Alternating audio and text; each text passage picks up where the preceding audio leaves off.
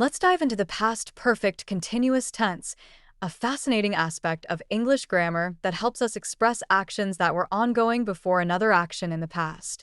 It's like a time machine for our sentences, allowing us to explore the timeline of events.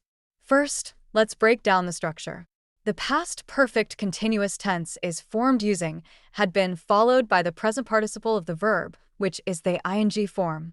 For example, if we take the verb to run, the past perfect continuous would be had been running.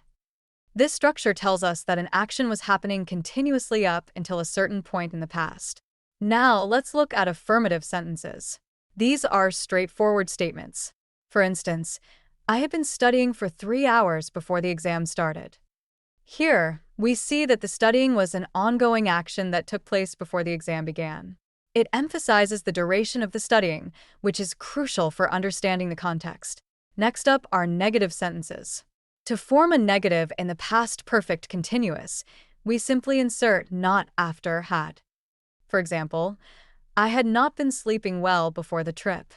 This indicates that the action of not sleeping well was ongoing up until the trip, which adds a layer of meaning to the experience. It's important to note that the negative form helps clarify what didn't happen continuously before another event. Now, let's tackle interrogative sentences, which are questions. To create a question in the past perfect continuous, we invert the subject and had. For example, had you been working on the project before the deadline? This structure allows us to inquire about ongoing actions that were relevant to a specific past event. It's a great way to gather information about someone's experiences leading up to a particular moment. To solidify our understanding, let's look at a few more examples. In an affirmative sentence, you might say, they had been playing soccer for 2 hours when it started to rain.